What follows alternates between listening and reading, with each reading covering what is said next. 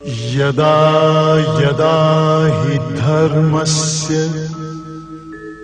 ग्लानिर्भवति भारत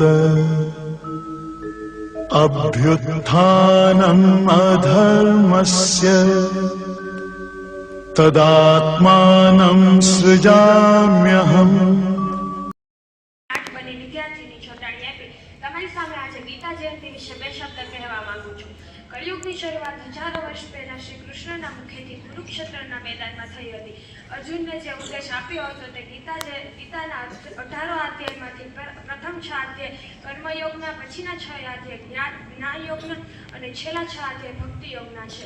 વસુદેવ વસુતમ દેવમ કરુણા देवकी परमानंदम कृष्णम नमन्ति जगद्गुरु કે હે વાસુદેવના પુત્ર દિવ્ય રૂપવાળા નંદિનીને પરમ આનંદ આપનાર હે શ્રી કૃષ્ણ, હું તમારા ચરણોમાં વંદન કરું છું। ગીતા એ એક જ એવો ગ્રંથ છે જેની જન્મ જયંતિ ઉજવવામાં આવે છે।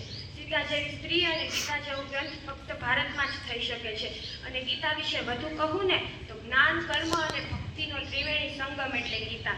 યુદ્ધો વચ્ચે સર્જન થયેલું જ્ઞાન એટલે ગીતા। અને ભગવાન અને ગીતાના તો ઘણા બધા ગ્રંથો લખાયેલા છે, પણ ભગવાન દ્વારા લખાયેલ ગ્રંથ એટલે ગીતા। જ્યારે એકવાર સ્વામી વિવેકાનંદજી લાઇબ્રેરીની મુલાકાતે જાય છે ને તો ત્યાંના વ્યક્તિઓને તેની તિખડ કરવાનું મન થાય છે। તો તે સ્વામી વિવેકાનંદજીને આવતા જુએ છે અને તે બધા ધર્મના ગ્રંથનો થપ્પો ટેબલ પર રાખે છે અને તે કહે છે સ્વામીજીને કે તમે જુઓ તો કે આ ધર્મના કર્મ તો બરાબર છે ને?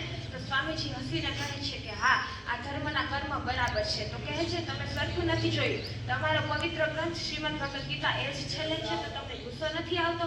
તો કહે ને નહીં કે કેમ કે શ્રીમદ ભગવદ ગીતા નીચે છે, તે લઈ લેશું ને તો તો ઉપલા બધા પુસ્તકો પડી જશે, કેમ કે એ બધા પુસ્તકોનો પાયો છે। અને જો કોઈ માણસ મુશ્કેલીમાં હોય છે ને તો તે શ્રીમદ ભગવદ ગીતાનો સહારો લે અને તેની મુશ્કેલીનો સમસ્યાનો હળ નીકાળી શકે છે। અને આના દ્વારા એક શ્લોક કહીશ, ત્વમેવ માતા ચ પિતા ત્વમેવ બંધુ સ્વથા ત્વમેવ વિદ્યા દ્રવિણં ત્વમેવ સર્વ મમ દેવ દેવ। તમે જ મારા માતા અને તમે જ મારા પિતા છો, તમે જ મારા મિત્ર છો અને તમે જ મારા માટે બધું છો। તમે જ દ્રવિણામ એટલે કે તમે જ મારી ધન અને સંપત્તિ છો અને તમે જ મારા દેવતા છો। અને ધર્મ વિશે તો ખૂબ જ સરસ વાત કીધી છે કે જો તમે ધર્મને હણવાનો પ્રયત્ન કરશો ને તો ધર્મ તમને હણી નાખે, અને જો તમે ધર્મનું રક્ષણ કરશો ને તો ધર્મ તમારું રક્ષણ કરશે। કેમ કે ધર્મથી ધન વધે, ધનથી મન વધે અને મનથી માન વધે, અને જો પછી માન વધે ને તો પછી વધત વધે। અને જો તમે ધર્મને હણવાનો પ્રયત્ન કરશો ને તો ધર્મથી ધન ઘટે, મનથી માન ઘટે, અને માન ઘટે ને તો પછી ઘટત ઘટત। અને છેલ્લે એટલું જ કહીશ કે જે શ્રીમદ ભગવદ ગીતા એ કંઈ વાંચવાનો નહીં, કંઈ સમજવાનો ગ્રંથ છે। તેને એક ગોખલામાં મૂકી કંકુ ચોખા અર્પણ કરી તેની પૂજા ના કરશો, પણ તેના અંદરના સંદેશોને તમારા જીવનમાં ઉતારવાનો પ્રયત્ન કરશો। આપનો આભાર। વાલા વિદ્યાર્થી મિત્રો, હું ધોરણ 7 નો વિદ્યાર્થી શાહ મિત્ર તમારી સામે આજના ભગવદ ગીતા વિશે થોડું કહેવા માંગુ છું। ભગવદ ગીતાનો જન્મ શ્રી કૃષ્ણના મુખેથી કુરુક્ષેત્રના મેદાનમાં થયો હતો। કળિયુગની શરૂઆતના 30 વર્ષ પહેલા શ્રી કૃષ્ણએ કુરુક્ષેત્રના મેદાનમાં અર્જુનને જે ઉપદેશ આપ્યો હતો તે ઉપદેશ શ્રીમદ ભગવદ ગીતાના નામથી પ્રખ્યાત છે। ભગવદ ગીતામાં કુલ 18 અધ્યાયો આવેલા છે। તેમના પહેલા 6 અધ્યાય કર્મયોગના, પછીના 6 અધ્યાયો જ્ઞાનયોગના, પછીના છેલ્લા 6 અધ્યાયો ભક્તિયોગના આવેલા હોય છે। અને તેમાં કહેવામાં આવ્યું છે કે દિવસે ભગવાન શ્રી કૃષ્ણની પૂજા કરવામાં આવે છે। અને શાસ્ત્રોમાં વર્ણન છે કે માર્ગશીર્ષ માસના દર વર્ષે મોક્ષદા એકાદશીના દિવસે ગીતા જયંતિ ઉજવાય છે। અને ભગવદ ગીતાના 18મા અધ્યાયનો સારાંશ કહેવા માંગુ છું। અધ્યાય 18માં ભગવાન શ્રી કૃષ્ણએ કર્મયોગ, ભક્તિયોગ, જ્ઞાનયોગ અને મુક્તિ માર્ગ આપે છે। તેના ઉપદેશો માર્ગોની પરંપરા, પ્રત્યક્ષ અને માર્ગોનું વિશેષણ અને માર્ગોના ફળ આપે છે। અધ્યાય 18માં કર્મયોગ, ભક્તિયોગ અને જ્ઞાનયોગ વર્ણન આપે છે અને માર્ગોની પરંપરા, તેના લક્ષ્યો, તેના પ્રભાવ અને તેનું ફળ આપે છે। અને ભગવાન શ્રી કૃષ્ણએ અર્જુનને મોક્ષ સંન્યાસ આપ્યો. તેના ફળો અને કર્મયોગ તથા માર્ગો તથા તેમના ફળો, ભક્તિ યોગના માર્ગો તથા તેમના ફળો, જ્ઞાન યોગના માર્ગ તથા તેમના ફળો આપી મુક્તિનો ઉપાય આપે છે. અને તેના શ્લોકો છે: યદા યદા હિ ધર્મસ્ય ગ્લાનિર્ભવતિ ભારત અભ્યુત્થાનમ ધર્મસ્ય તદાત્માનં સૃજામ્યહમ. આ શ્લોક એ કહેવા માંગે છે કે જ્યારે આ પૃથ્વી પર ધર્મની હાનિ પહોંચે છે અને અધર્મ બહુ વધારે ફેલાઈ જાય છે, ત્યારે ભગવાન આ પૃથ્વી પર જન્મ લે છે. અને બીજો એક પોતન શ્લોક છે જે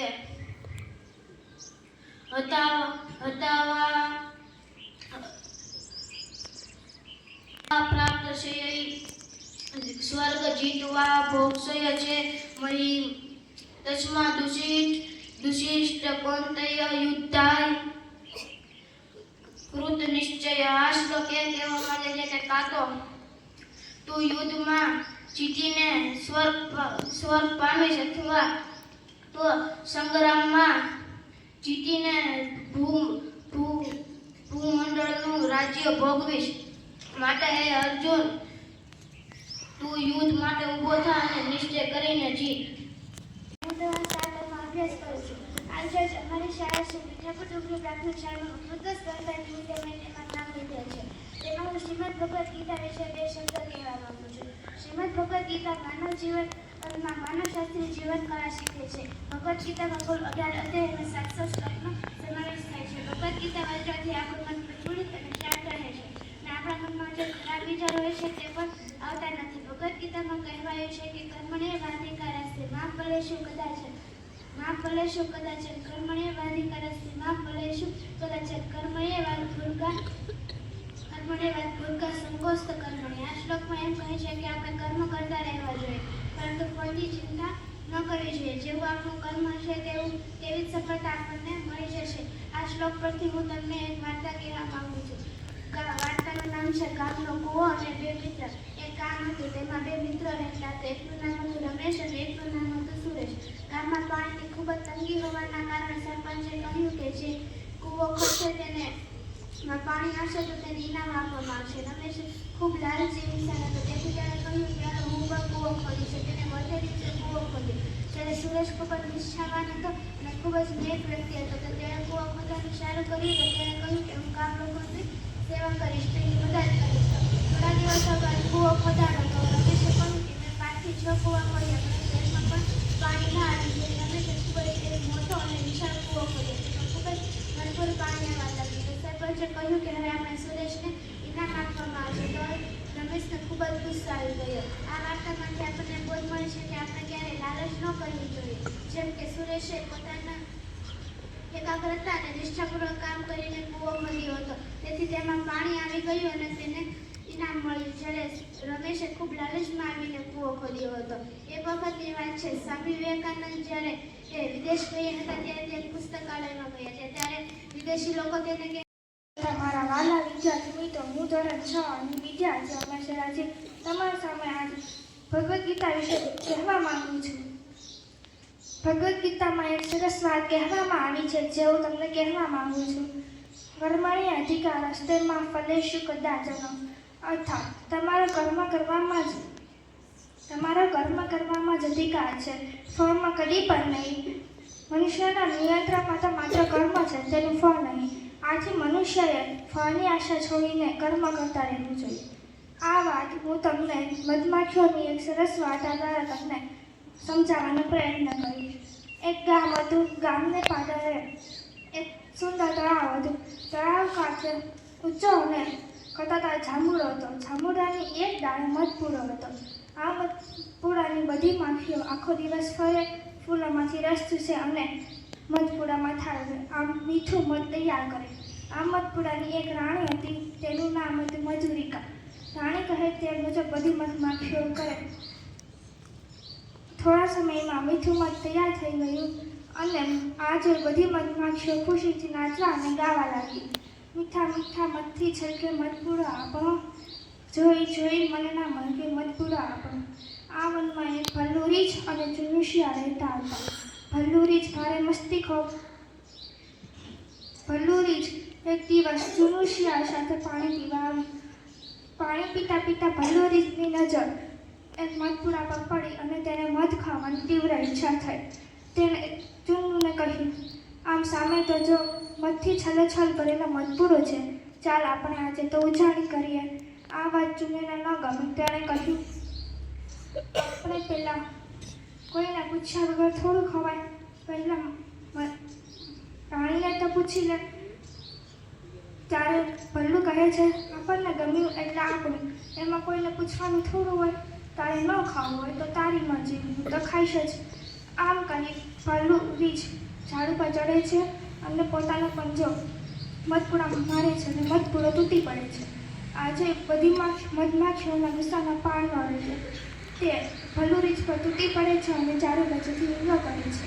ત્યારે રાણી આવે છે અને બધાને ભલ્લુ રીંછ પર હુમલો કરતા અટકાવે છે.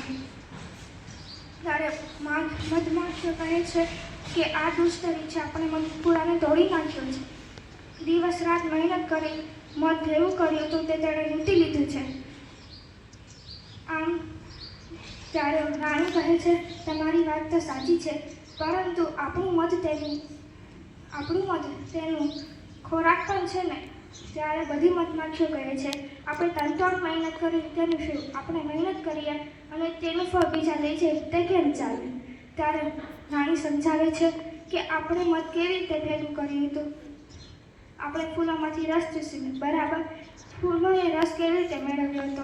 બાળાઓએ મહેનત કરી ખોરાક બનાવ્યો અને રસ ફૂલ સુધી પહોંચાડ્યો. પાંદડાઓએ ખોરાક કેવી રીતે બનાવ્યો? સૂરજના પ્રકાશમાંથી. જો હવે પાંદડાઓ કહી દે કે હું મારો ખોરાક ફૂલને નહીં આપું, અને જો ફૂલ કહે કે હું મારો રસ મધમાખીઓને ચૂસવા માટે નહીં આપું, તો શું આપણે મધ બનાવી શકીએ ખરા? ત્યારે આપણે એકબીજા સાથે સંકળાયેલા છીએ અને અન્યને ઉપયોગી થતા રહેવું એ આપણે જે અને કર્મ કરતા રહેવું એ આપણું લક્ષ્ય હોવું જોઈએ. રાણીએ ભલ્લુ રીંછને ઠપકો આપતા કહ્યું, જો ભાઈ તારે મહેનત કર્યા વગર બીજાનું નુકસાન કરીને કંઈ પડાવી લેવું હોય તે યોગ્ય નથી. અને પછી રાણીએ ભલ્લુ રીંછને ખાવા માટે થોડું મધ પણ આપ્યું. અને હું ભગવદ્ ગીતા વિશે થોડું બીજું પણ કહેવા માંગુ છું. કુરુક્ષેત્રમાં યુદ્ધભૂમિ પર જ્યારે પાંડવો અને કૌરવો વચ્ચે અને ધર્મ અધર્મ વચ્ચે યુદ્ધ થવા જઈ રહ્યું હતું, ત્યારે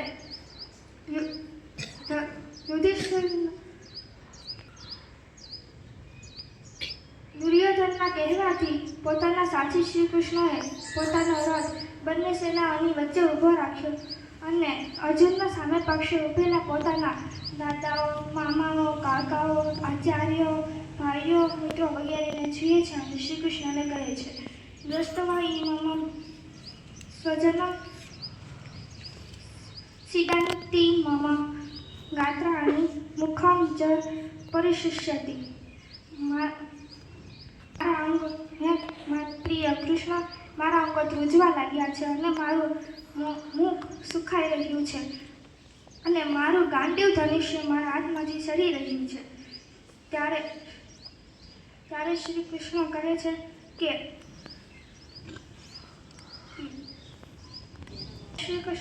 છે કે જય પરાજયને સમાન માનીને તું યુદ્ધ માટે તૈયાર થા. આ રીતે યુદ્ધ કરવાથી તું પાકમાં પડીશ નહીં. આપણે આપણા જીવનરૂપી યુદ્ધમાં પણ આપણે સુખ, દુઃખ, હાનિ, લાભ, પરાજયને સમાન રીતે જોઈને આપણે કર્મ કરતા રહેવું જોઈએ.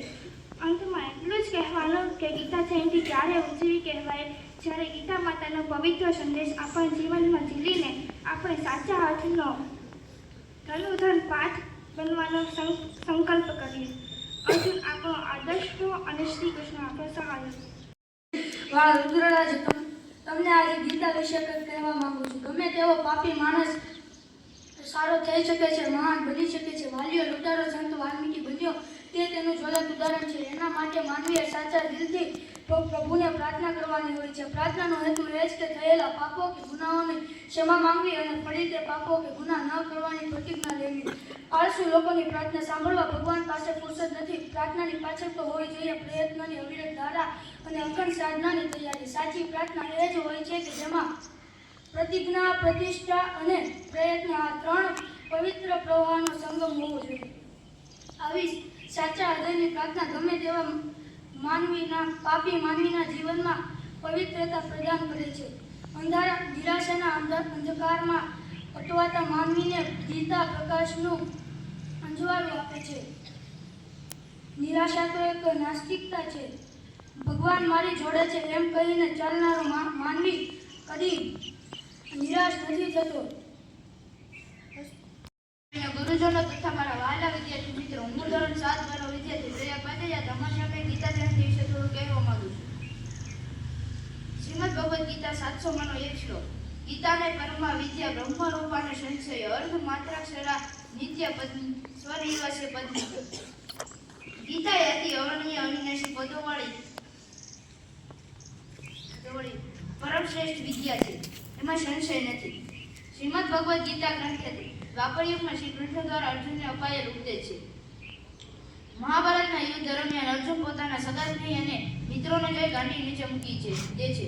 ત્યારે શ્રી કૃષ્ણ ભગવાન તેમને જે ઉપદેશ આપે તે શ્રીમદ ભગવદ ગીતા. તેમાં કુલ 18 અધ્યાય અને 700 શ્લોક આવેલા છે. મહાભારતના ભીષ્મ પર્વ નામનો એક ઉપદેશ છે. તેમાંના 25 થી 42 અધ્યાય ગીતાની રચના કરે છે.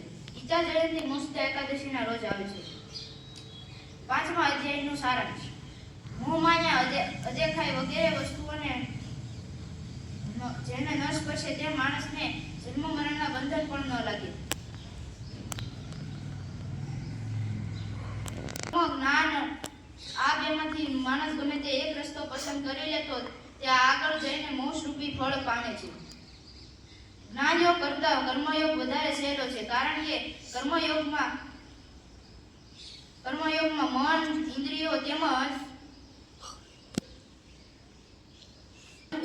તેમજ કાબુમાં રાખીને મમતા ન રાખે તેને તત્વજ્ઞાની કહેવાય. તત્વજ્ઞાની બધું કરે પણ મનથી એ વિચારે કે મેં કશું નથી કર્યું. અંતે હું એટલું જ કહેવા માંગુ છું, જે થયું છે તે સારા માટે થયું છે, જે થાય છે તે સારા માટે થાય છે, જે થવાનું છે સારા માટે થવાનું જ છે. તથા મારા વાલા વિદ્યાર્થી મિત્રો, હું ધોરણ 7 ની વિદ્યાર્થીની બાળા તરુષા તમારા સામે આજે ગીતા જયંતિ વિશે થોડું કહેવા માંગુ છું. આજથી 5000 વર્ષ પહેલા કુરુક્ષેત્રના રણ મેદાનમાં ભગવાન શ્રી કૃષ્ણએ અર્જુનને આપેલું જ્ઞાન એટલે કે શ્રીમદ ભાગવત ગીતા, જેમાં કુલ 4 પાત્રોએ સંવાદ રચ્યો છે. શ્રી કૃષ્ણ, અર્જુન, ધૃતરાષ્ટ્ર અને સંજય. આપણા હિન્દુ ધર્મમાં કુલ 2 ગ્રંથો આવેલા છે, મહાભારત અને રામાયણ. જેમાં મહાભારત વેદવ્યાસજીએ લખેલી છે, જેમાં 18 અધ્યાય અને 700 શ્લોક આવેલા છે. ભગવદ ગીતા એ સંસ્કૃત ભાષામાં લખાયેલો ગ્રંથ છે. યુદ્ધના પહેલા દિવસે અર્જુન પોતાના સગાવાલાને જોઈને યુદ્ધ કરવાની ના પાડે છે અને યુદ્ધની પછીના આવનાર પરિણામને જોઈને તે ડરી જાય છે. ત્યારે ભગવાન શ્રી કૃષ્ણ તેને કર્મનો મહિમા સમજાવતું ગીતારૂપી જ્ઞાન આપે છે. ત્યારે અર્જુન કરીશ્યમ વચનમ ત્વમ કહીને ઊભો થાય છે અને યુદ્ધ કરે છે. ભગવાન શ્રી કૃષ્ણએ માક્ષર સુદ 11ના દિવસે અર્જુનને જ્ઞાન આપ્યું હોવાથી તે દિવસને આપણે ગીતા જયંતિ તરીકે ઉજવીએ છીએ. ભગવદ ગીતા એ હિન્દુ ધર્મનો પવિત્ર ગ્રંથ છે, જે ગ્રંથો છે પણ સાથે સાથે તે લોકોના જીવન જીવવાના માર્ગદર્શન માટેનો મહત્વનો જીવન ગ્રંથ પણ છે. જે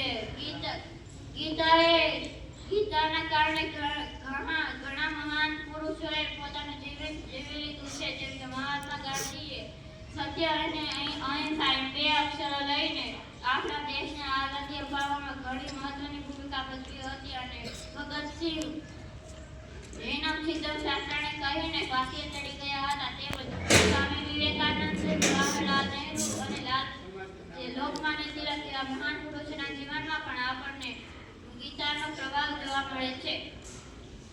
ગીતા એ જ્ઞાન, ધર્મ અને ભક્તિનો સન્મય છે. જે ગીતા એક જ્ઞાનનો સાગર છે અને ગીતા એ ભગવાને માણસને આપેલી અમૂલ્ય ભેટ છે એમ કહી શકાય. હું તમને એક શ્લોક કહેવા માંગુ છું જે અધ્યાય 4 નો શ્લોક છે. યદા યદા હિ ધર્મસ્ય ગ્લાનિર્ ભવતિ ભારત અભ્યુત્થાનમ અધર્મસ્ય તદાત્માનં સુધામ્યહમ. અર્થાત હે ભરતવંશી, જ્યારે